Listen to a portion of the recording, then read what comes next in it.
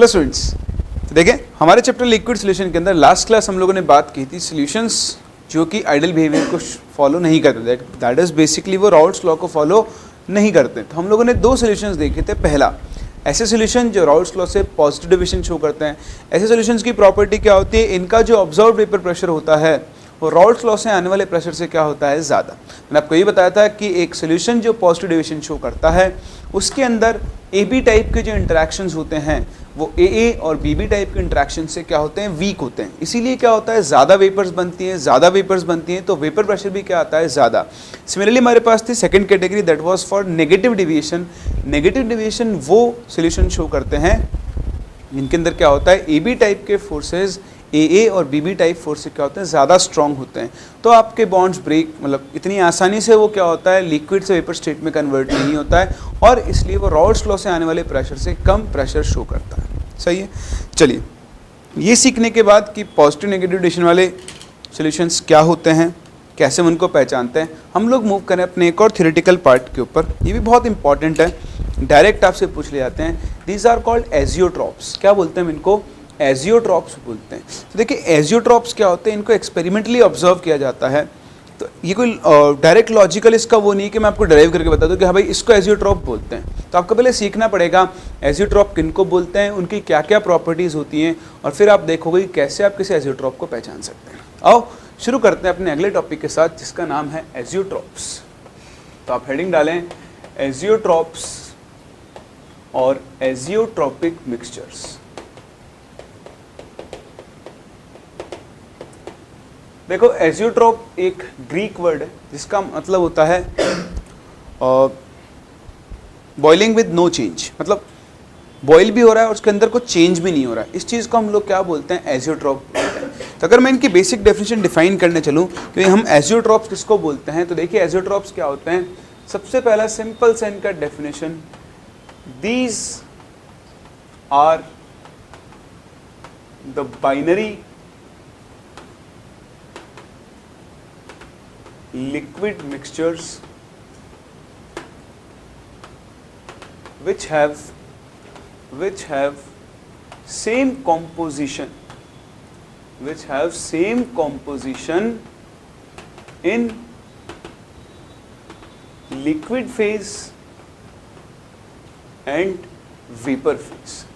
सबसे पहली बात तो आप इस चीज पर ध्यान दें, किसी भी एजियोट्रॉप को अगर हम डिफाइन करते हैं तो हम इसको ऐसे डिफाइन करते हैं, ये एक ऐसा लिक्विड मिक्सचर है, या फिर आप बोल सकते हो ये एक ऐसा सोल्यूशन है ना। बाइनरी लिक्विड मिक्सचर बोल दिया, या फिर आप चाहो तो इसे सिंपल एक सोल्यूशन भी बोल सकते हो दो कंपोनेंट्स का। तो ये एक ऐसा सोल्यूशन या एक ऐसा बाइनरी लिक्विड मिक्सचर है जिसकी लिक्विड फेज और वेपर फेज दोनों में कॉम्पोजिशन क्या हो जाती है, सेम हो जाती है। कहने का मतलब ये है कि अगर मैं इस सोल्यूशन को बनाऊं, सपोज ये मेरा लिक्विड कॉम्पोनेंट है और ये उसके ऊपर का वेपर फेज है।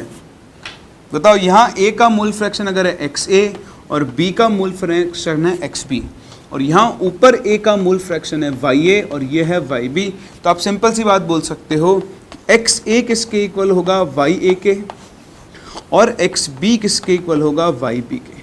और अगर ऐसा हो जाए, या फिर आप सिंपल बोल सकते हो x A upon X B की value Y A upon Y B के इक्वल हो जाए, तो ऐसे सॉल्यूशन को हम लोग कौन सा सॉल्यूशन बोलते हैं, एजियोट्रॉपिक सॉल्यूशन, या फिर रादर हम इसको एक एजियोट्रॉपिक मिक्सचर बोलते हैं। तो ये सिंपल सी प्रॉपर्टी है एजियोट्रॉपिक मिक्सचर के लिए। इसके लिए x A upon X B की वैल्यू बताओ किसके इक्वल आ जाएगी, वाई ए अपॉन वाई। ठीक, तो इसको लिखने से ज़्यादा अच्छा है हम इसको इस फॉर्म में लिखें। ठीक, कि किसी भी एजियोट्रॉपिक मिक्सचर के लिए क्या होता है, X A upon X B is equals to क्या हो जाता है, Y A upon Y B. अब जो मोल रेशियो लिक्विड फेज में होगा ए और बी का, सेम वही मोल रेशियो किस में आएगा, वेपर फेज में भी आएगा। तो ये तो इसकी बेसिक डेफिनेशन कि एक एजियोट्रॉप क्या होता है। दूसरी जो इसकी इंपॉर्टेंट प्रॉपर्टी है, तो मुझे इस डायग्राम की ज़रूरत नहीं है, हम यहाँ पर इसकी सेकेंड इंपॉर्टेंट प्रॉपर्टी लिख सकते हैं। ये आप ध्यान दें, देखिए ये मिक्सचर जब बॉईल होते हैं तो सिंस इनके लिक्विड और वेपर फेज का कॉम्पोजिशन क्या है, सेम। ठीक, तो ये ऑब्जर्व किया गया एक्सपेरिमेंटली, ये जो मिक्सचर्स होते हैं आपके, ये कांस्टेंट टेम्परेचर पर बॉईल होते हैं। किस पर बॉईल होते हैं, कांस्टेंट टेम्परेचर, मतलब एक फिक्स्ड बॉइलिंग पॉइंट को अटेन कर लेते हैं एक फिक्स्ड कॉम्पोजिशन पे। ये रहा वो fixed composition.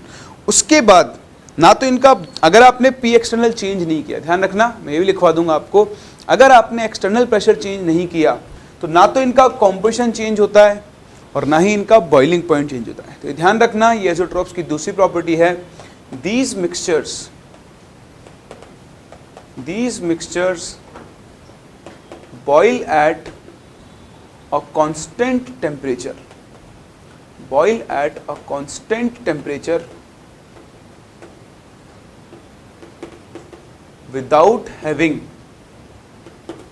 without having any change in their composition। अपनी कॉम्पोजिशन में कोई भी चेंज हुए बिना ये क्या करते हैं, कांस्टेंट टेम्परेचर पर बॉईल करते हैं, and therefore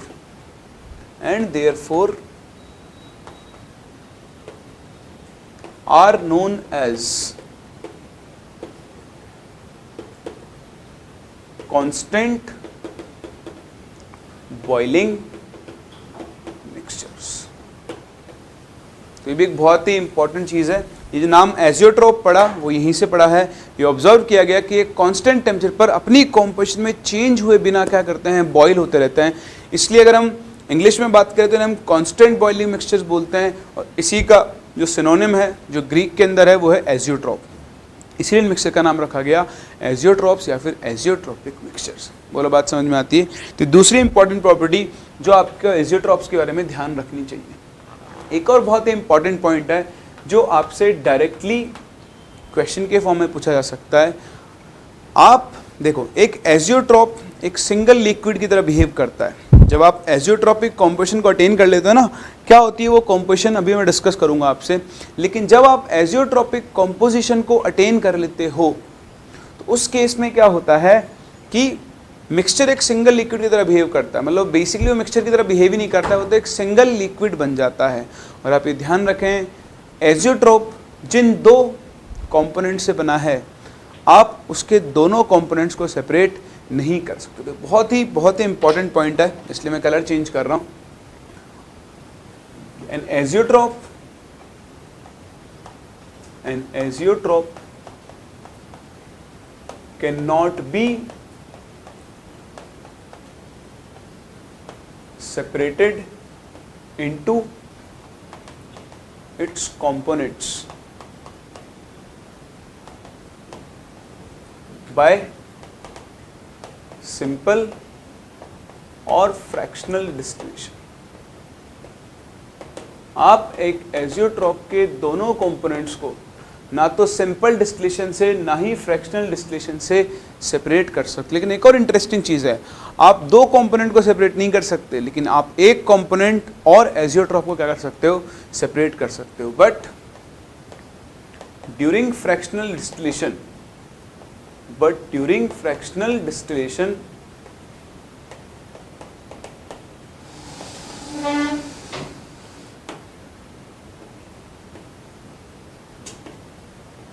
azeotrope and one of the pure liquid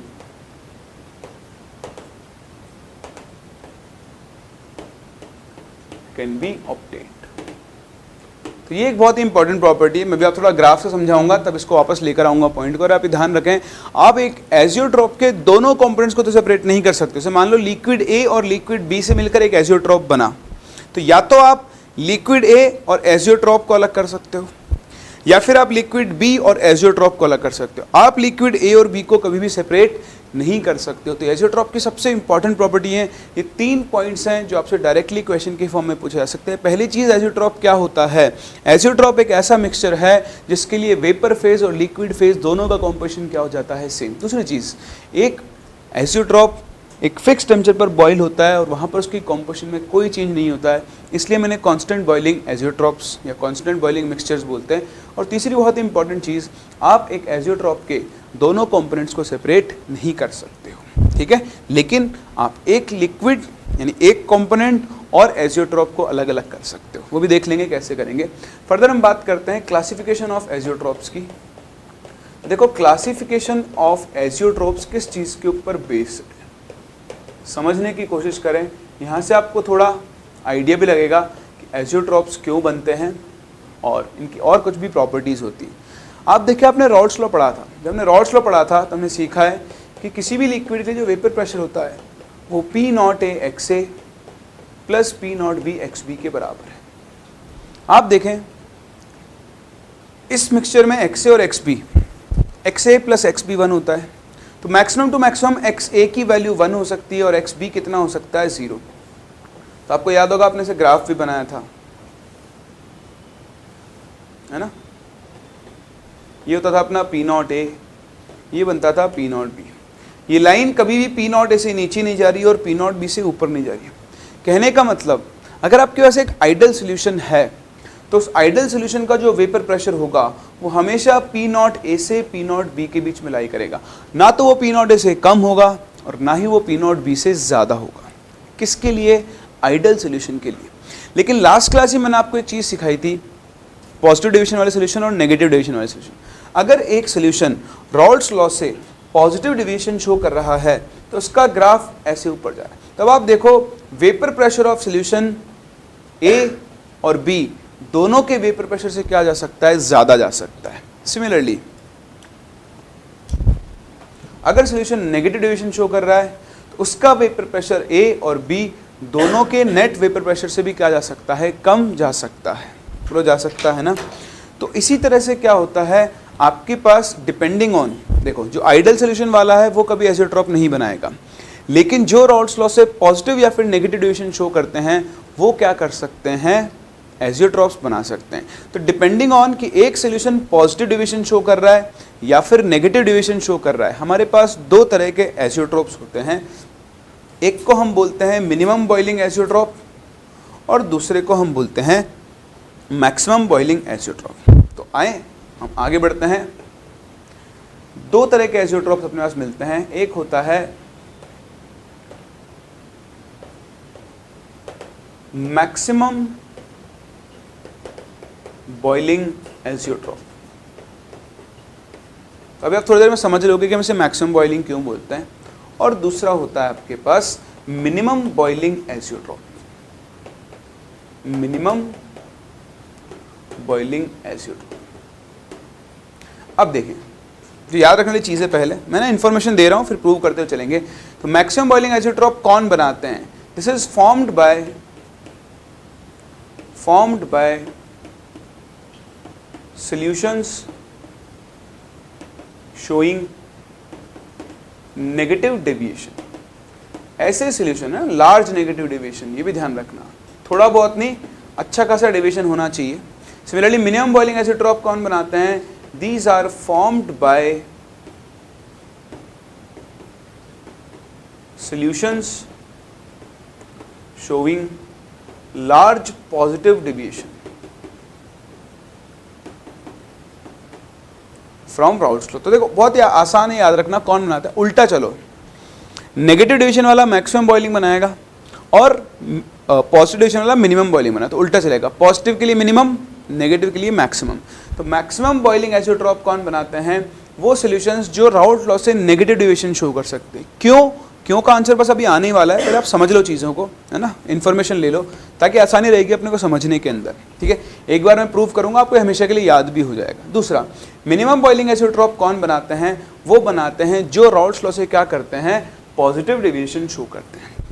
तो आओ एक एक करके दोनों केसेस को डिस्कस करते हैं, देखते हैं कि क्यों मिनिमम बॉइलिंग या मैक्सिमम बॉइलिंग नेगेटिव डेविएशन वाला बना रहा है और क्यों मिनिमम बॉइलिंग पॉजिटिव डेविएशन वाला बना रहा है। ठीक है, चलो तो शुरू करते हैं सबसे पहले टाइप से, that is maximum boiling azeotrope.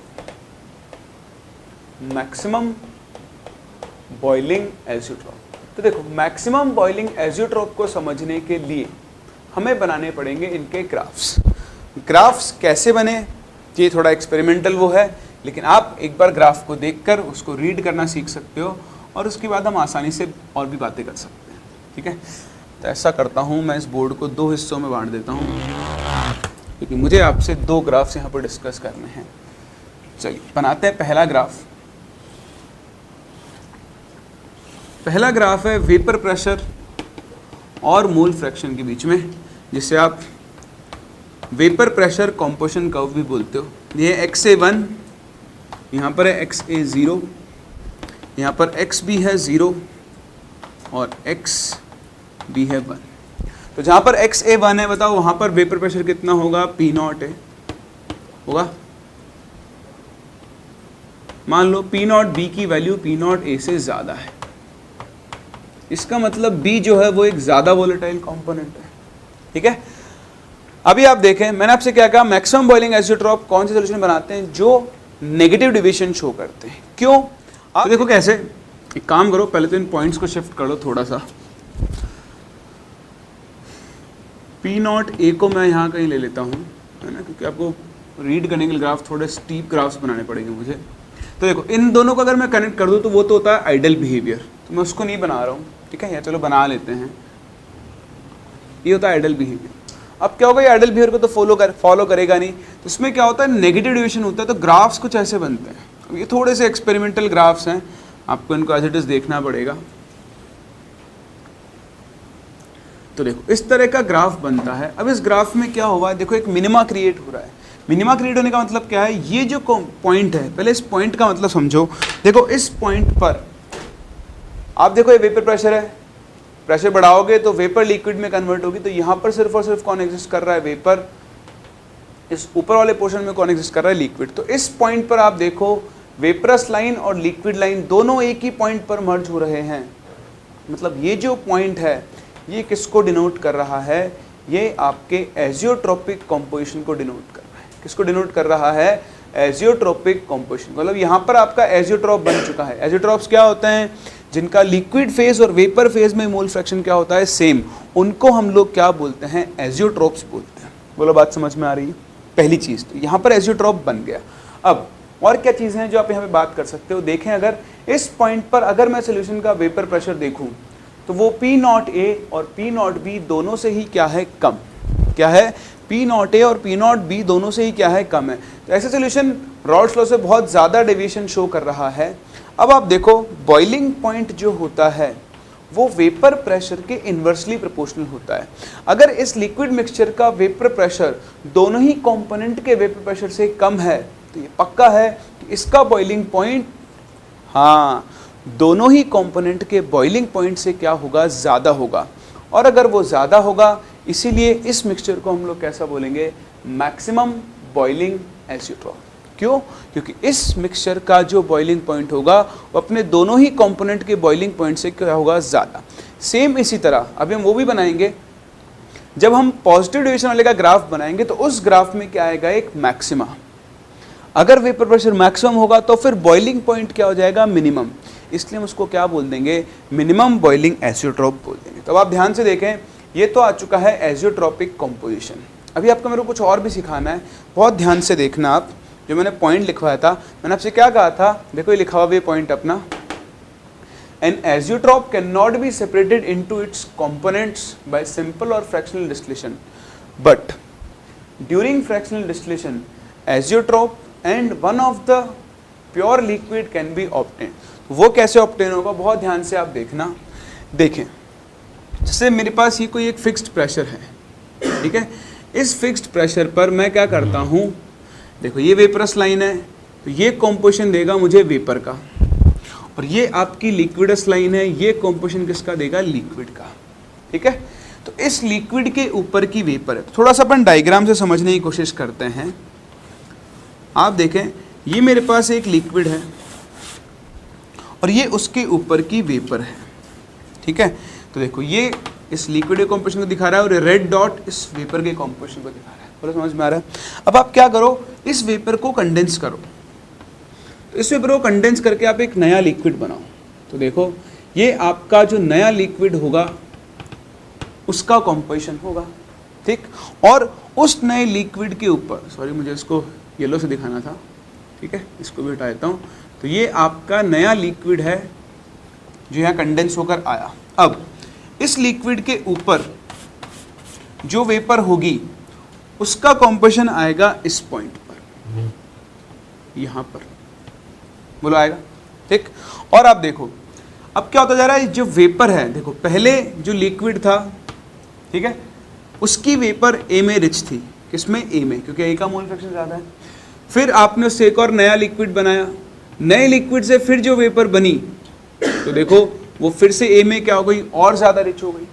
तो हो क्या रहा है, वेपर का कॉम्पोजिशन तो इस लाइन के अलोंग मूव कर रहा है और लिक्विड का कॉम्पोजिशन इस लाइन के अलोंग क्या करता जा रहा है, मूव करता जा रहा है और करता जा रहा है। तो होगा क्या, अल्टीमेटली जब आप इधर चलोगे तो अल्टीमेटली देखो फिर से आप एक और नया लिक्विड बनाओगे और उसकी नई वेपर बनाओगे तो उसमें आपको सिर्फ और सिर्फ क्या मिल जाएगा, प्योर। और इधर जब आप इस लाइन के अलोंग चलते जाओगे तो इस पॉइंट पर आपको क्या मिलेगा, एजियोट्रोपिक मिक्सचर।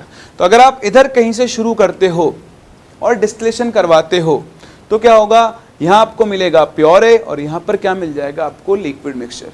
या और ज़्यादा क्लियर होगा जब मैं बॉइलिंग पॉइंट वाले ग्राफ बनाऊंगा। पर आप ध्यान रखना, हम एजियोट्रॉप के दोनों कंपोनेंट्स को सेपरेट नहीं कर सकते। हम क्या ऑब्टेन कर सकते हैं, आइदर प्योर ए और एजियोट्रॉप, या फिर हम क्या ऑब्टेन कर सकते हैं, आइदर प्योर बी और एजियोट्रॉप। हम दोनों कंपोनेंट्स को अलग अलग यहाँ पर नहीं कर सकते। चलिए, ये तो था मेरा कौन सा graph, vapour pressure composition graph. इससे भी ज़्यादा इंपॉर्टेंट ग्राफ कौन सा होता है, वो होता है boiling point and composition graph, जो आपको पहचानना भी आसान रहेगा और आपसे पूछा भी जा सकता है। देखिए, इसी का बॉइलिंग पॉइंट कंपोजिशन कर्व, कौन से सॉल्यूशन का, मैक्सिमम बॉइलिंग एजियोट्रॉप का।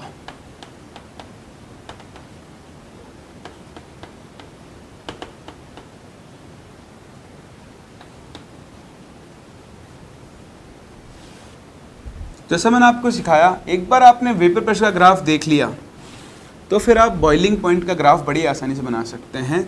ये वही आपका मोल फ्रैक्शन है, ठीक। यहाँ पर अब आप लोगे टेम्परेचर। तो देखें, इसी ग्राफ से मैं ग्राफ बनाऊंगा।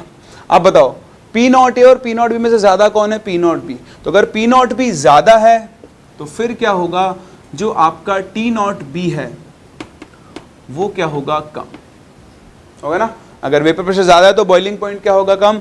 और यहाँ पर ए का बॉइलिंग पॉइंट क्या होगा, ज़्यादा होगा, ठीक। कुछ इस तरह से ले लेता हूँ, टी नॉट ए। अब जब आपके पास बॉइलिंग पॉइंट का ग्राफ बनाओगे तो अगर वेपर प्रेशर और कंपोजिशन के ग्राफ में मिनिमा आ रहा है तो टेम्परेचर और कंपोजिशन के ग्राफ में क्या आएगा, इस तरह से एक मैक्सिमा आएगा। क्या आएगा बताओ, मैक्सिमा आएगा। तो ये जो मैक्सिमा आ रहा है, अब आप देखो टेम्परेचर बढ़ाने पर लिक्विड किस में कन्वर्ट होता है, वेपर। तो ये लिक्विड लाइन है और ये आपकी कौन सी लाइन है, वेपर लाइन। फिर से देखो, लिक्विड लाइन और वेपर लाइन एक ही पॉइंट पर मर्ज हो रही हैं। तो ये जो कॉम्पोजिशन है इसको हम बोलते हैं एजियोट्रोपिक कॉम्पोजिशन। क्या बोलते हैं, एजियोट्रोपिक कॉम्पोजिशन। देखो फिर से आपका एजियोट्रोप बन चुका है।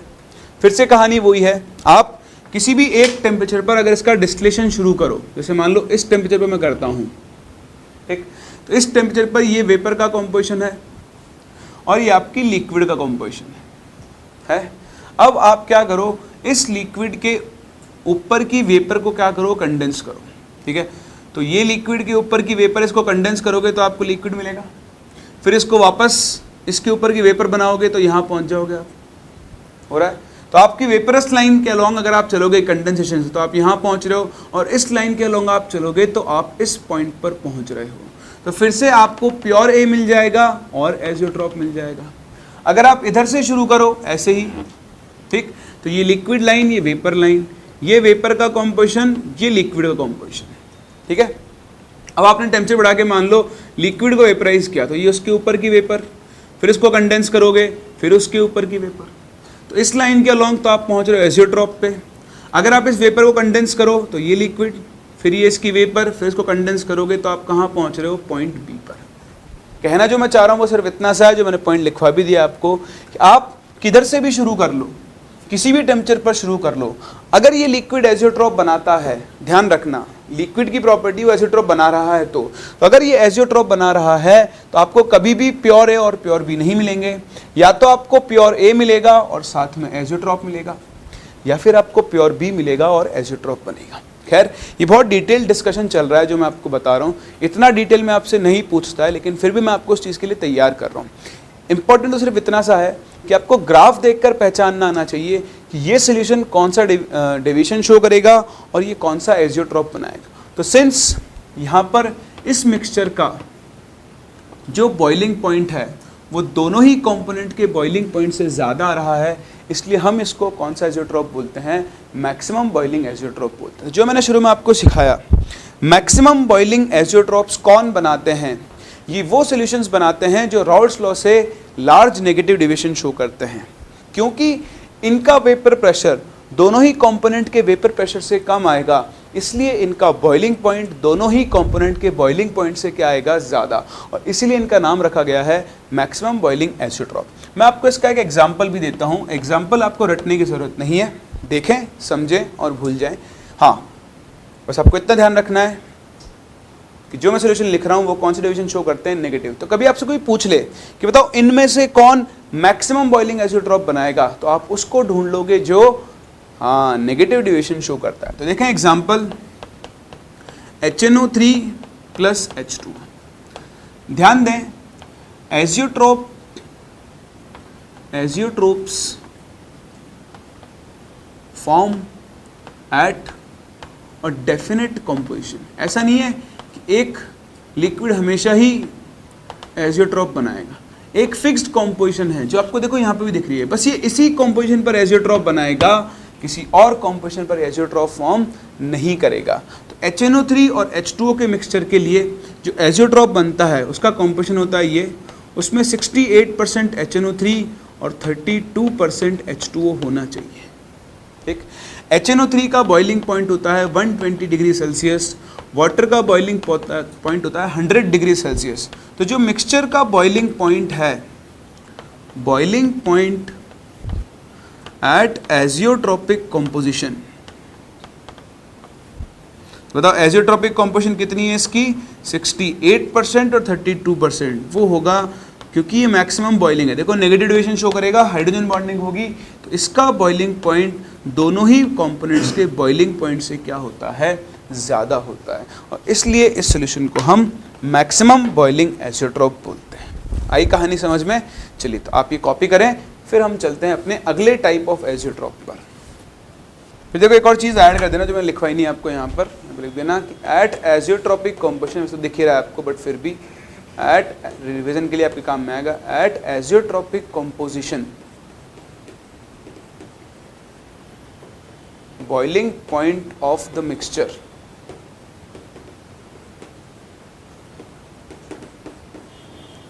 will be greater than the boiling point of any of the component।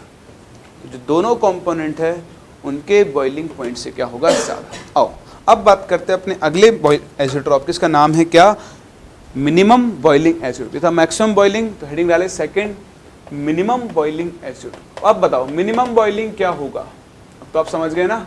तो मिनिमम बॉइलिंग में क्या होगा, इस मिक्सचर का जो बॉइलिंग पॉइंट होगा वो अपने दोनों ही कंपोनेंट के बॉइलिंग पॉइंट से क्या होगा, कम। ठीक, अब ये कौन शो करेंगे, जो मैंने आपको शुरू में लिखवाया था, जो जो पॉजिटिव डेविएशन शो करते हैं। तो पॉजिटिव डेविएशन में क्या होगा, आओ फिर से हम अपने ग्राफ बना लेते हैं एक बार। क्या मैं समझा आपको सारी चीज़ें कहूँ, तो मुझे ज़्यादा कुछ समझाने की ज़रूरत नहीं पड़ेगी। ये है आपका मोल फ्रैक्शन, ठीक है। इसको आप ले लो कहीं P0A, जो हमने पहले भी लिया था, ये कहीं पर है P0B। और इस बार क्या होगा, ग्राफ में, वेपर प्रेशर वाले ग्राफ में क्या आएगा, मैक्सिमा आएगा। तो मैक्सिमा का मतलब क्या है, देखो ये आपका एजियोट्रोप बन चुका है, ये आपकी कौन सी कंपोजिशन को दिखा रहा होगा, एजियोट्रोपिक कंपोजिशन। सही है। अब सिंस इस मिक्सचर का वेपर प्रेशर दोनों ही कंपोनेंट के वेपर प्रेशर से क्या है, ज़्यादा, जब इसका आप बॉइलिंग पॉइंट कंपोजिशन ग्राफ बनाओगे तो बॉइलिंग पॉइंट कंपोजिशन ग्राफ में आएगा मिनिमा, और इस मिक्सचर का जो बॉइलिंग पॉइंट होगा वो दोनों ही कंपोनेंट के बॉइलिंग पॉइंट से क्या होगा, कम। तो अब अगर P0A कम है तो T0A ज़्यादा होगा, T0B कुछ कम होगा। और अब इस ग्राफ में क्या आएगा, इस तरह से मिनिमा क्रिएट होगा, और इस मिक्सचर का जो बॉइलिंग पॉइंट होगा वो दोनों ही कंपोनेंट के बॉइलिंग पॉइंट से क्या होगा, कम, और ये पॉइंट किसको दिखा रहा है, फिर से आपकी एजियोट्रोपिक कंपोजिशन को। ठीक, इसका एग्जांपल है C2H5OH प्लस H2O। तो देखो इथेनॉल और वाटर में जो हाइड्रोजन बॉन्डिंग होती है वो वाटर में हाइड्रोजन बॉन्डिंग से क्या होती है, वीक। तो ये मिक्सचर एक पॉजिटिव डिविजन शो करने वाला मिक्सचर है जो कि एक मिनिमम बॉइलिंग एजियोट्रॉप बनाएगा। जो एजियोट्रोपिक कॉम्पोजिशन है इसका, एजियोट्रोपिक कॉम्पोजिशन, ठीक, तो वो क्या बनेगा, होता है 96% इथेनॉल और 4% H2O। अगर मैं बॉइलिंग पॉइंट्स की बात करूं तो इसका बॉइलिंग पॉइंट होता है 80 डिग्री सेल्सियस, वाटर का तो आप जानते हो 100 डिग्री सेल्सियस। तो यहाँ पर जो बॉइलिंग पॉइंट ऑफ एजियोट्रॉप आना चाहिए, बताओ दोनों ही कंपोनेंट के बॉइलिंग पॉइंट से क्या आना चाहिए, कम, और वो आता है आपका 78.15 डिग्री सेल्सियस। कर सकते हैं। तो ये है आपके वो सॉल्यूशंस जो मिनिमम बॉइलिंग एजियोट्रॉप बनाएंगे। तो बहुत सिंपल है, एक बार समराइज कर देता हूँ। दो तरह के एजियोट्रॉप्स होते हैं, maximum boiling, minimum boiling. Maximum boiling वो होगा जो नेगेटिव डेविएशन शो करेगा, उल्टा याद रखना, मैक्सिमम के लिए नेगेटिव, मिनिमम के लिए पॉजिटिव। तो मैक्सिमम बॉइलिंग एजियोट्रॉप बनाते हैं जो नेगेटिव डेविएशन शो करते हैं, और मिनिमम बॉइलिंग वो बनाते हैं जो पॉजिटिव डेविएशन शो करते हैं। सिंपल सा आइडेंटिफाई करने का तरीका। दूसरा, मैक्सिमम बॉइलिंग क्यों बोलते हैं, क्योंकि उसका बॉइलिंग पॉइंट दोनों कंपोनेंट से ज़्यादा होगा। मिनिमम क्यों बोलते हैं, क्योंकि दोनों ही कंपोनेंट से क्या होगा, कम। और अब अगर मैं बार बार एक ही चीज़ को रिपीट करता रहूँगा तो, है ना, समझ रहे हो आप क्या होगा, इसलिए आप इसे कॉपी करें। यहीं पे खत्म करते हैं हम अपने एजियोट्रॉप्स को, और एक छोटा सा टाइप ऑफ क्वेश्चन मैं आपको इसके ऊपर करवा देता हूं। चलो, तो देखो इसके ऊपर मैं ऐसे आपको क्वेश्चन करवाता हूं, ठीक है। क्वेश्चन में भी हाथों हाथ बना रहा हूं, नए पैटर्न पे बनाते हैं। आपने देखा होगा इसी साल 2017 में आपके पास एक क्वेश्चन आया था, ठीक है। क्वेश्चन क्या था कि कॉलम्स थे, है ना, इस बार नए टाइप की कॉलम मैचिंग आई। कॉलम 1, कॉलम 2, कॉलम 3, है ना, इस टाइप के कॉलम्स आए थे। तो मैं ऐसे ही कॉलम बना रहा हूँ। कॉलम 1 में आपको ऑप्शन दे रहा हूँ मैं, ये है, छोटा ही बना लेते हैं। चलो, यहाँ पर मैं मिक्स कर रहा हूँ C6H14 प्लस C7H16 को। यहाँ पर मैं मिक्स कर रहा हूँ, आप ले लो, ऐसा करो, CHCl3 और CCl4 को। और यहाँ पर मैं मिक्स कर रहा हूँ CH3COCH3 एसीटोन प्लस क्लोरोफॉर्म को, ठीक है। ये आपका सेकंड कॉलम है। तो जो कॉलम सेकंड है वो आपको कह रहा है कि ये है पॉजिटिव डेविएशन, ये है एक आइडल सॉल्यूशन, और ये शो करता है नेगेटिव डेविएशन। फिर आपके पास तीसरा कॉलम है which gives you A, B and C, ठीक है। ए में ये आपसे कह रहा है, मान लो मैक्सिमम बॉइलिंग एजियोट्रॉप, ठीक। दूसरा ये आपसे कह रहा है minimum boiling azeotrope,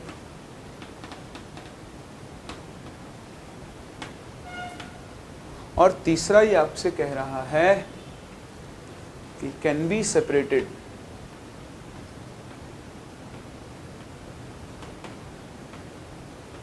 into pure constituents, ठीक है।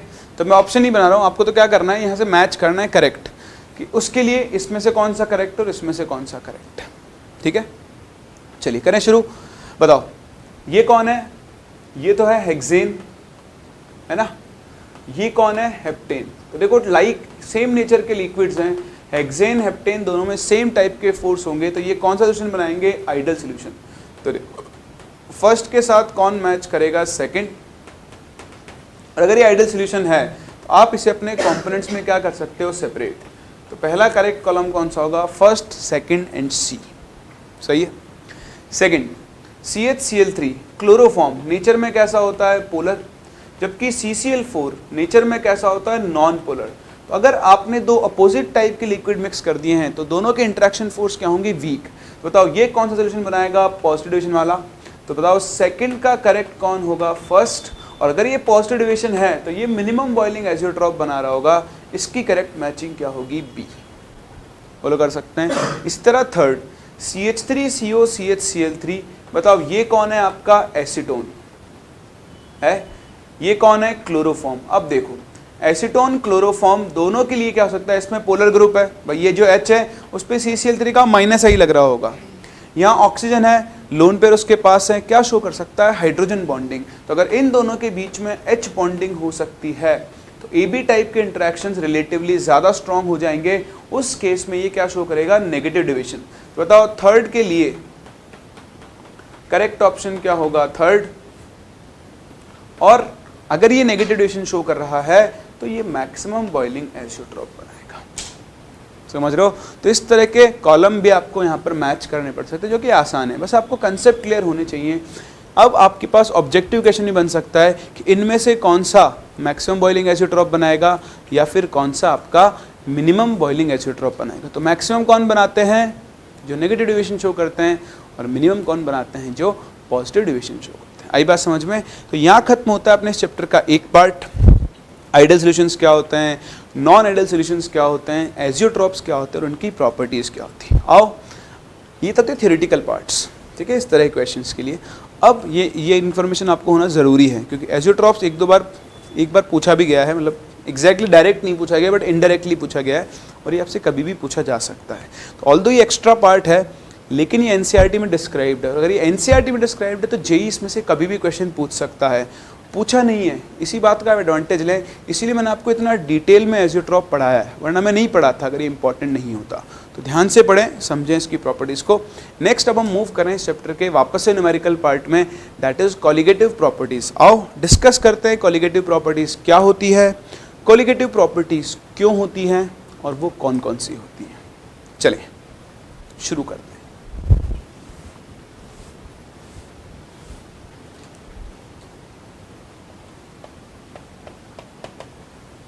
चलिए तो स्टार्ट करते हैं कॉलिगेटिव प्रॉपर्टीज़ के साथ। कॉलिगेटिव प्रॉपर्टीज़ क्या होती हैं, ठीक है, कैसे हम इनको डिफाइन करते हैं और कैसे हम इनको कैलकुलेट करते हैं। तो सबसे पहले प्रॉपर्टी कॉलिगेटिव के लिए बात की, कॉलिगेटिव प्रॉपर्टीज़ क्या होती हैं। देखिए ये सबसे पहली चीज़, ये डाइल्यूट सॉल्यूशंस की प्रॉपर्टी, किसकी, डाइल्यूट सॉल्यूशन की। हम यहाँ पर कॉन्सेंट्रेटेड सॉल्यूशन से डील नहीं करेंगे, हम यहाँ डाइल्यूट सॉल्यूशन से डील करेंगे, जिनमें सोल्यूट का अमाउंट सॉल्वेंट के रिस्पेक्ट में क्या होगा, बहुत कम। तो ये सिर्फ डाइल्यूट सॉल्यूशंस के लिए ही डिफाइंड होती हैं, पहली बात। दूसरा, डाइल्यूट सॉल्यूशंस की कुछ प्रॉपर्टीज ऐसी होती हैं जो उसमें present number of solute particles पर डिपेंड करती है। किस पर डिपेंड करती है, नंबर ऑफ सोल्यूट पार्टिकल्स पे। ध्यान रखना, ये प्रॉपर्टीज डिफाइंड सॉल्वेंट के लिए होती है और डिपेंड किस पे करती है, नंबर ऑफ सोल्यूट पार्टिकल्स पे। ये इस चीज़ पर भी डिपेंड नहीं करती कि वो सोल्यूट के पार्टिकल्स कहाँ से आ रहे हैं। फॉर एग्जाम्पल मैं आपसे कहूँ कि मेरे पास 1 मोल है, मान लो मैंने ले लिया कुछ CuSO4, ठीक, या 1 मोल मान लो NaCl ले लिया, और मैंने 1 मोल ले लिया KCl। अब दोनों के नंबर ऑफ पार्टिकल क्या हैं, same. Number of particle same है तो इन दोनों के लिए कॉलिगेटिव प्रॉपर्टीज़ की वैल्यूज़ भी क्या आएंगी, सेम। कोई फ़र्क नहीं पड़ता, आप KCl लो, NaCl लो, LiCl लो, कुछ भी ले लो, ठीक। अगर नंबर ऑफ पार्टिकल सेम है तो दोनों सोल्यूशंस के लिए कॉलिगेटिव प्रॉपर्टीज़ की वैल्यूज़ भी क्या आएंगी, सेम। बस सिंपल सी डेफिनेशन है कि कॉलिगेटिव प्रॉपर्टीज़ क्या होती हैं, लिखें आप इसकी डेफिनेशन, राइट। दीज आर, ये आपको पढ़ने से समझ में आएंगी, है ना, मिलोगे जब इनसे। So these are the properties of dilute solutions, dilute solutions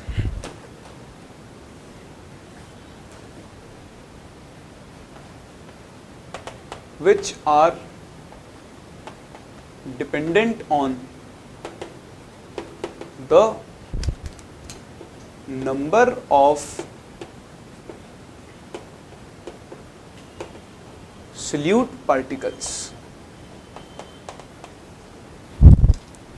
and does not depend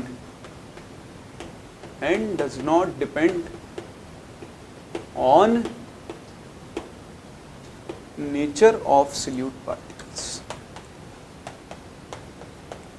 तो वो प्रॉपर्टीज जो सिर्फ और सिर्फ नंबर ऑफ सोल्यूट पार्टिकल्स पे डिपेंड करती हैं, उनके नेचर पर डिपेंड नहीं करती हैं, उन्हें हम लोग क्या बोलते हैं, कॉलिगेटिव प्रॉपर्टीज बोलते हैं। बोलो आपको ये बात समझ में आती है? तो सबसे पहली चीज़ कॉलिगेटिव प्रॉपर्टीज क्या होती है। दूसरा, इनकी कैटेगरीज, तो हमारे पास ओवरऑल 4 कॉलिगेटिव प्रॉपर्टीज हैं, तो आप यहाँ से आगे कंटिन्यू कर सकते हैं।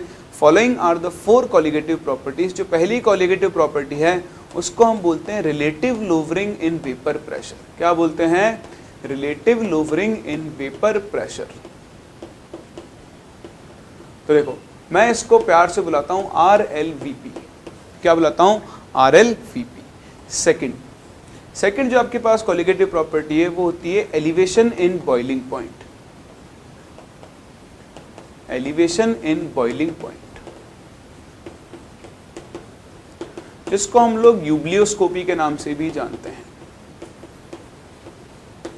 ठीक है, नाम तो मैं याद करवा दूंगा आपको, आगे चलते जाओ। सबके बारे में कुछ भी रटना नहीं पड़ेगा आपको, टेंशन नहीं। तो डिप्रेशन इन फ्रीजिंग पॉइंट, इसको हम बोलते हैं क्रायोस्कोपी। क्या बोलते हैं? क्रायोस्कोपी। और फोर्थ जो आपकी कॉलिगेटिव प्रॉपर्टी है वो होती है ऑस्मोटिक प्रेशर। तो इस तरह से हम इन 4 कॉलिगेटिव प्रॉपर्टीज के बारे में पढ़ेंगे और फिर अपने चैप्टर का समापन भी करेंगे। तो बहुत सिंपल सी 4 कॉलिगेटिव प्रॉपर्टीज हैं, जिनमें हम लोग शुरू कर रहे हैं अपनी पहली प्रॉपर्टी के साथ। कुछ भी शुरू करने से पहले मैं बता दूं, हम यहाँ पर जो भी कुछ पढ़ रहे हैं, दीज प्रॉपर्टीज हम पढ़ रहे हैं for a solution containing a non volatile solute. ठीक है, ये आपका नॉन वॉलेटाइल सॉलिड सोल्यूट है इन लिक्विड, और लिक्विड कैसा है आपका? वॉलेटाइल। तो बेसिकली हम ये जो कॉलिगेटिव प्रॉपर्टीज पढ़ रहे हैं वो एक नॉन वॉलेटाइल सोल्यूट के लिए है जो कि वाटर में प्रेजेंट है।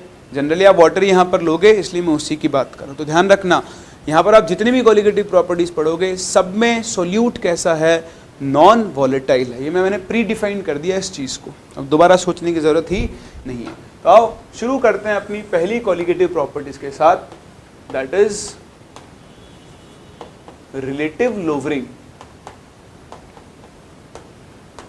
Relative lowering in vapour pressure,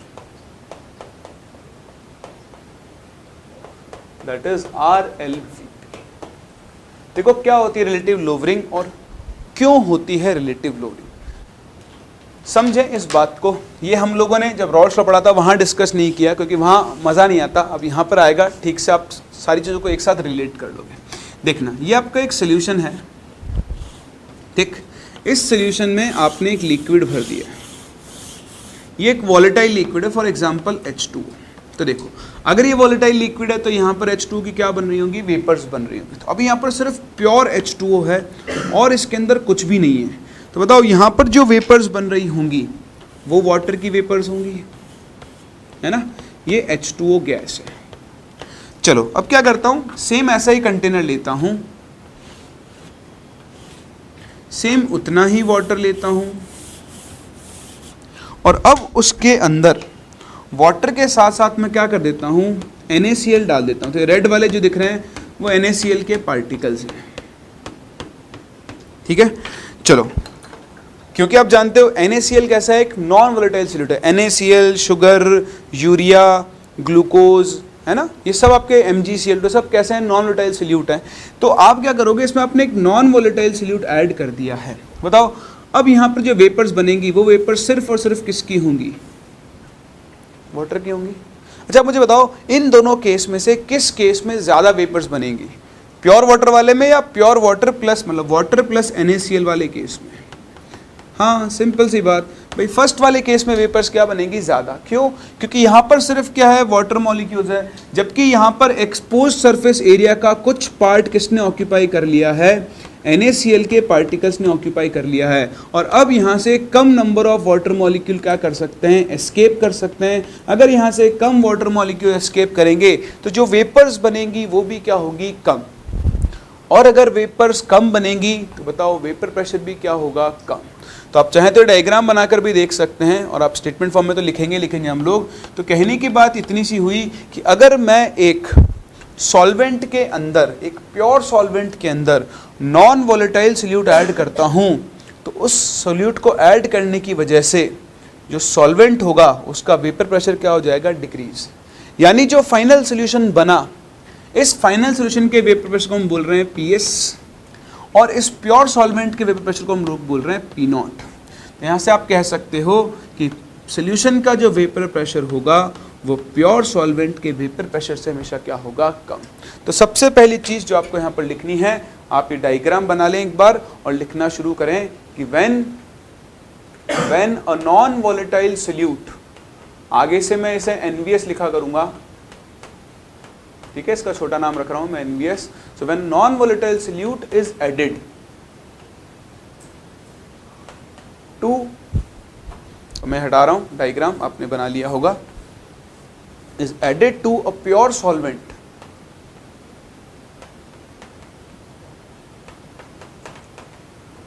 its vapor pressure is decreased.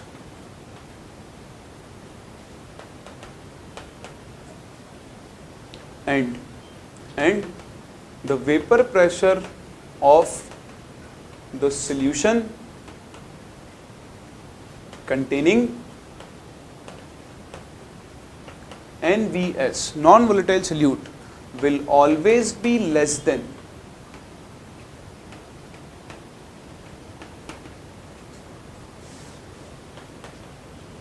the vapor pressure of pure solvent. ठीक है, रीजन मैं आपको समझा चुका हूं ऐसा क्यों होता है, क्योंकि सोल्यूट पार्टिकल्स क्या कर लेंगे, सरफेस एरिया को ऑक्यूपाई कर लेंगे, जिससे लिक्विड मॉलिक्यूल्स को एस्केप करने के लिए क्या मिलेगी, जगह कम मिलेगी। तो आई थिंक मुझे वो लिखवाने की ज़रूरत भी नहीं है। काम की चीज़ क्या है, क्योंकि यहाँ पर वेपर प्रेशर डिक्रीज हो रहा है, जैसे आप दैट इज करके स्टेटमेंट लिख सकते हो, that is vapour pressure of solution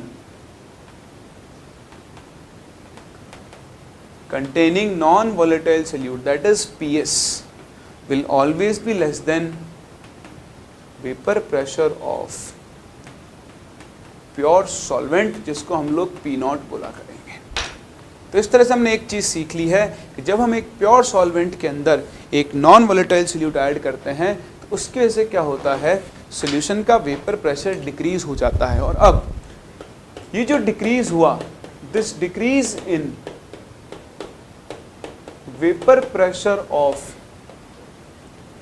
pure solvent on adding NVS is called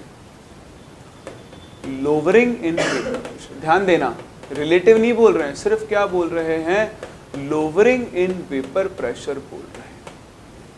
ठीक, तो आप देखो, बिफोर एडिंग जो सॉल्वेंट था उसका वेपर प्रेशर था P0, after adding a non volatile solute उसका सोल्यूशन का वेपर प्रेशर कितना हो चुका है, PS। तो अगर हम यहाँ से डिफाइन करें लोवरिंग इन वेपर प्रेशर, क्या डिफाइन कर रहे हैं, लोवरिंग इन वेपर प्रेशर, जिसे आप डेल्टा P बोल सकते हो, that will be equal to P0 minus PS।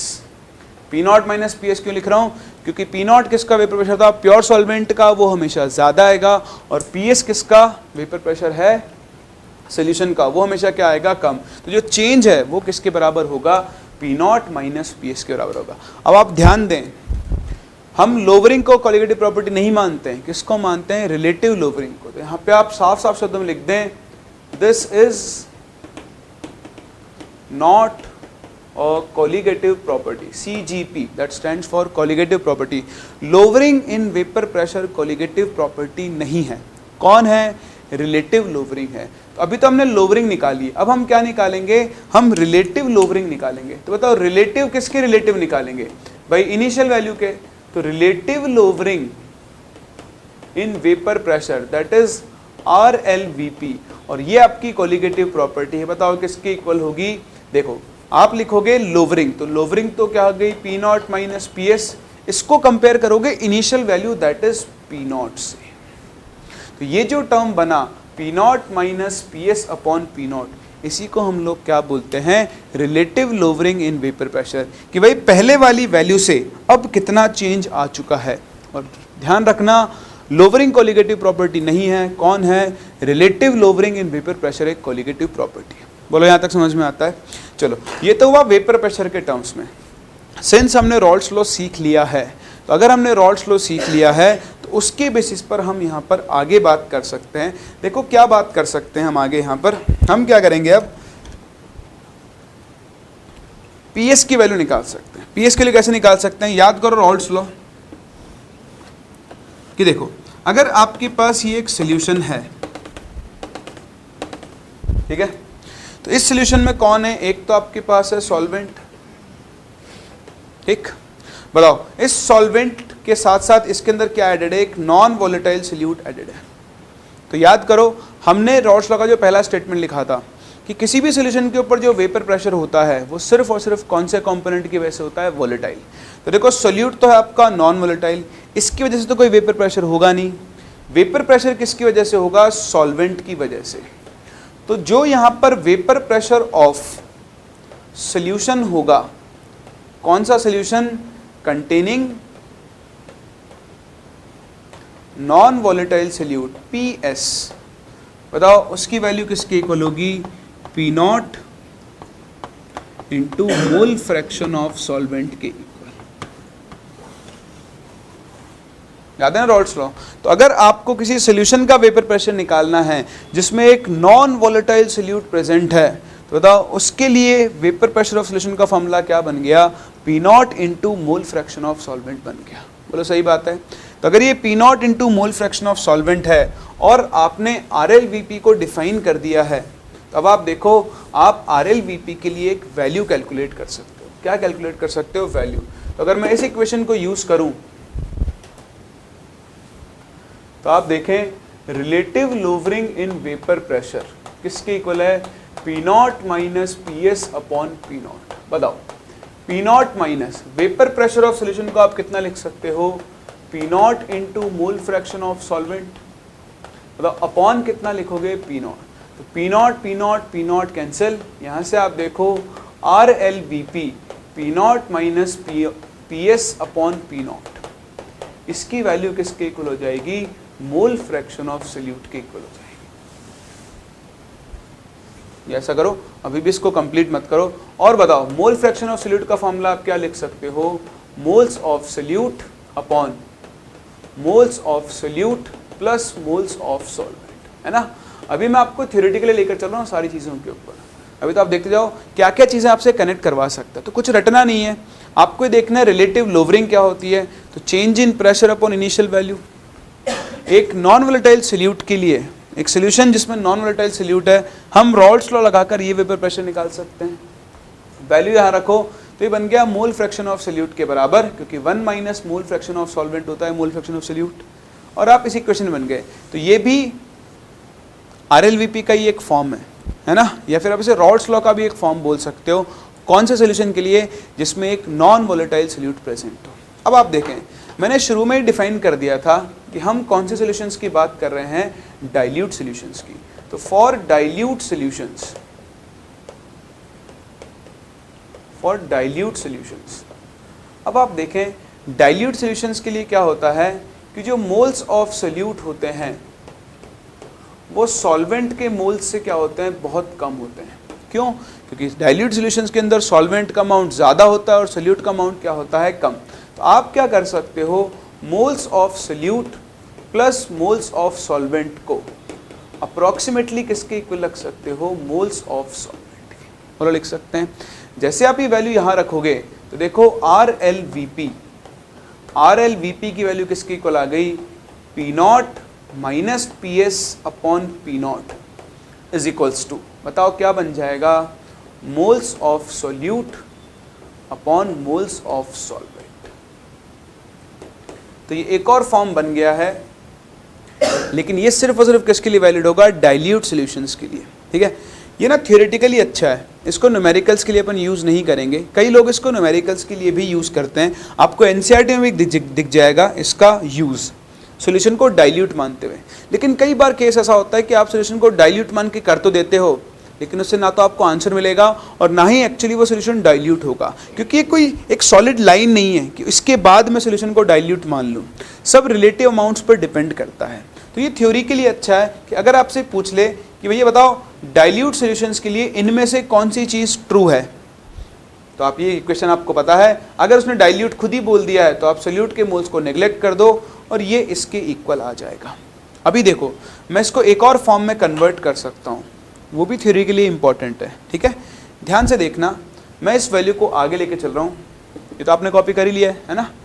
चलो देखते जाओ, अभी न्यूमेरिकल्स जब अपन करेंगे तब आपको और अच्छी क्लैरिटी आएगी चीज़ों के अंदर, बट हाल फिलहाल आप देखते हुए चलें इसको। मैं इसको थोड़ा और अरेंज कर रहा हूँ। अगर मैं यहाँ से P0 minus PS upon P0 की वैल्यू लिखूँ तो देखो ये तो रह गया मोल्स ऑफ सोल्यूट, ठीक है, divided by moles of solvent को मैं लिख रहा हूँ mass of solvent upon molar mass of solvent, तो मोलर मास ऑफ सॉल्वेंट आ जाएगा इधर, ठीक। फिर मैं क्या कर रहा हूँ, इनटू 1000 कर रहा हूँ और अपॉन 1000 भी कर रहा हूँ। क्यों कर रहा हूँ देखना, यह मोल्स ऑफ सोल्यूट, यह है मास ऑफ सॉल्वेंट। अब देखो मोल्स ऑफ सॉल्वेंट निकाल रहे थे तो मास ऑफ सॉल्वेंट आपने रखा होगा ग्राम में, तो देखो अगर ग्राम को केजी में बदलो तो 1000 से डिवाइड करोगे, इस पूरी चीज़ को मैं अगर क्लब कर लूँ तो ये मेरी चीज़ बन जाती है मोलैलिटी। क्या बन जाती है, मोलैलिटी। तो देखो यहाँ से एक और फॉर्म में कन्वर्ट हो गया है, P0 minus PS upon P0 is equals to molality into M solvent upon 1000। बात समझ रहे हो। तो ये न्यूमेरिकल्स में काम आ सकता है क्या, देखो कोलिगेटिव प्रॉपर्टीज का जो मेन यूज होता है वो एक अननोन सब्सटेंस का मॉलिक्यूलर वेट पता करने का काम में आता है, जनरली सोल्यूट का। तो यहाँ से क्या करोगे, अगर आपने इसकी मोलैलिटी निकाल ली तो मोलैलिटी से आप क्या कर सकते हो, सोल्यूट के मोल्स, और सोल्यूट के मोल्स से आप क्या निकाल सकते हो, उसका मास। वो हम क्वेश्चंस के अंदर भी देखेंगे, बट हाल फिलहाल ये एक रिलेशन है जो आप सिर्फ और सिर्फ कौन से सॉल्यूशंस के लिए यूज कर सकते हो, डाइल्यूट सॉल्यूशंस। ये तो हुआ डिस्कशन। अब मेरी तरफ से एक टिप, डोंट यूज दिस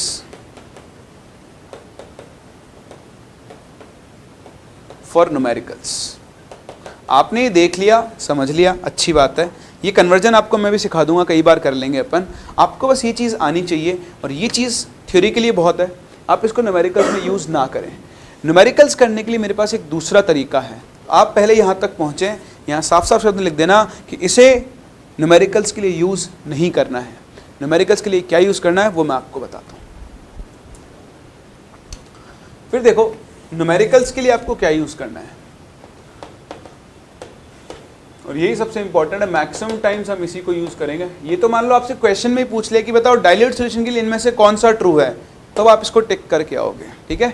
अब देखो इस इक्वेशन को यूज करने के लिए आपको बार बार चेक करना पड़ेगा कि सॉल्यूशन डाइल्यूट है या फिर नहीं है, और अगर वो डाइल्यूट नहीं हुआ तो फिर आप इसको यूज नहीं कर पाओगे। तो हम क्या कर रहे हैं, एक नया इक्वेशन बना रहे हैं, वो डाइल्यूट हो चाहे नहीं हो सब पर वैलिड होगा। तो आप देखो अभी तक आप P0 minus PS upon P0 निकाल रहे थे, उसकी जगह निकालो PS। क्या निकालो, PS। अब हम ध्यान देना, ये रिलेटिव लोवरिंग नहीं है। अगर उसने आपसे क्वेश्चन में रिलेटिव लोवरिंग पूछी है तो वो तो आप यहीं से कैलकुलेट करोगे, लेकिन अगर उसने मोलैलिटी पूछ ली, मोलर मास ऑफ सॉल्वेंट पूछ लिया या सोल्यूट पूछ लिया, तब फिर आप यही यूज़ करोगे। वो मैं आपको न्यूमेरिकल्स में भी यूज़ करके दिखाऊंगा, थोड़ा सा पेशेंस रखो। अभी तो आप समझें, P0 minus PS upon P0 की जगह P0 minus PS upon PS पर ध्यान दें। तो देखो P0 माइनस PS की वैल्यू आपने देखी कितनी आएगी, P0 into mole fraction of solvent upon क्या बन जाएगा बताओ, P0 into mole fraction of solvent. सही है। तो देखो P0 कैंसिल, ऊपर बनेगा 1 minus mole fraction of solvent, जिसे मैं मोल फ्रैक्शन ऑफ सोल्यूट अपॉन नीचे मोल फ्रैक्शन ऑफ सॉल्वेंट बोल सकता हूँ। और ये तो गांव का बच्चा जानता है कि अगर आप mole fraction of solute upon solvent कर रहे हो तो ये moles of solute upon moles of solvent के बराबर होगा। तो देखो यहां से मैं P not minus P S upon P S की value moles of solute upon moles of solvent लिख सकता हूं। बोला लिख सकता हूं ना। अब बताओ क्या मैंने कुछ अजम्पशन लिया यहाँ पर? यहाँ तो मैंने माना था कि डाइल्यूट सोल्यूशन है, लेकिन यहाँ मैंने कुछ भी नहीं माना ना। अब आप देखो कन्वर्ट करो, मोल्स ऑफ सॉल्वेंट को आप क्या लिख सकते हो, mass of solvent into 1000 into molar mass of solvent upon 1000, है ना। बताओ इस टर्म को हम फिर से क्या लिख देंगे, मोलैलिटी। तो अल्टीमेटली जो यहाँ पे हमें फाइनल चीज मिलेगी that is P naught minus P S upon P S is equals to क्या बनेगा, molality into M solvent upon 1000। Formula ना रटें, मैं भी नहीं रटता हूँ, मैं तो यहाँ से बात करूँगा और बार बार इसको कन्वर्ट करता रहूँगा क्वेश्चंस के अंदर। फॉर्मूला मुझे अपने आप क्या हो जाएगा, याद हो जाएगा। तो ये दो तरीके होते हैं। अगेन मैं आपको कहूँगा कि ये तरीका यूज़ ना करें न्यूमेरिकल्स करने के लिए। अगर आपको मोलैलिटी निकालनी है, मोलर मास निकालना है, तो इस फॉर्म को यूज़ करें, P naught minus P S upon P S. इसको समझने के लिए मैं आपको एक क्वेश्चन दे रहा हूँ, होमवर्क, ठीक है। आप इसको दोनों तरीके से करके देखना, ठीक है। मैं आपको आंसर ही बता के दूंगा, आपको पता लग जाएगा कि क्यों हमें न्यूमेरिकल्स के लिए ये मेथड यूज़ करना चाहिए, ये यूज़ नहीं करना चाहिए। आप पहले से कॉपी कर लो, हाईलाइट कर लो, बड़े बड़े अक्षर लिख देना कि इसको न्यूमेरिकल्स के लिए काम में लेना है।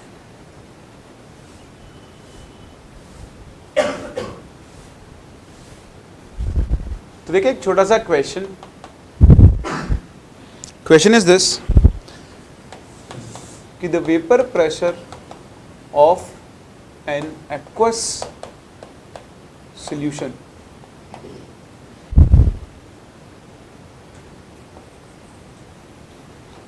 of glucose at 373 Kelvin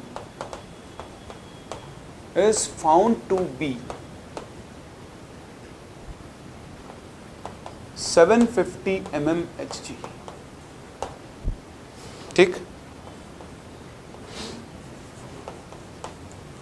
The molality of the solution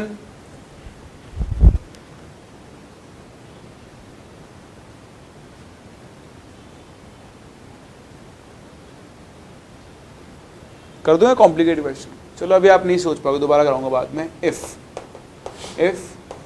the vapor pressure of pure H2O is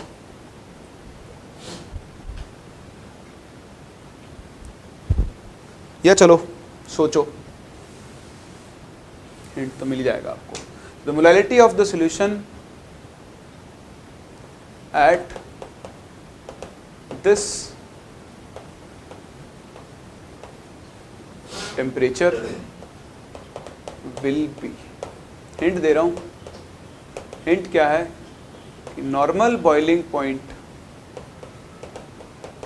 of water जो है वो होता है 100 degree Celsius, that is 373 kelvin. वैसे तो मैं आपसे पूरी उम्मीद करता हूँ कि आप इस पॉइंट का मतलब समझ गए होंगे, लेकिन फिर भी मैं आपको बता रहा हूँ क्योंकि जो मैं करवाना चाहता हूँ अगर आप यहीं अटक गए तो आप उस चीज़ को सॉल्व भी नहीं कर पाओगे। देखो क्या मतलब है सोल्यूशन का।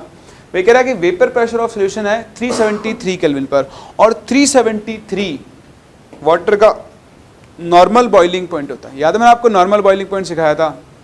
किसी भी लिक्विड का जो नॉर्मल बॉइलिंग पॉइंट होता है उस पर उसका वेपर प्रेशर, यानी आपको vapour pressure of pure H2O दिया हुआ है एट 373 केल्विन, होगा 1 atm जो कि 760 mm के। तो इसने आपको चुपचाप साइलेंटली इनडायरेक्टली क्या दे दिया है, vapour pressure of pure solvent दे दिया है। सही है। तो ये रहा सॉल्यूशन, ये रहा सॉल्वेंट। आपके पास है option number A 0.7, option number B 0.72, option number C 0.73 and option number D 0.74। चलिए आप ट्राई करें, दोनों ही तरीकों से करना, आपको दो अलग अलग आंसर मिलेंगे तो आपको खुद को डिसाइड करना है कि कौन सा आंसर करेक्ट होगा। हम मिलते हैं नेक्स्ट क्लास। पहले हम इस क्वेश्चन को डिस्कस करेंगे और फिर मैं आपको रिलेटिव लोअरिंग के ऊपर और बहुत सारे टाइप ऑफ क्वेश्चंस करवाऊंगा। तो मिलते हैं नेक्स्ट क्लास और यहाँ से आगे कंटिन्यू करते हैं।